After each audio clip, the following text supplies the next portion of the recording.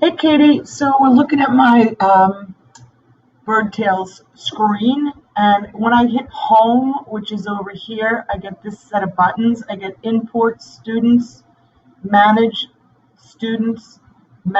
class, and I don't know, LBT lessons, or lessons already created. When I click import students, it brings me to that page, and then I can import students from a spreadsheet file. You can download that spreadsheet file right here. It's just an Excel. Hope that helps.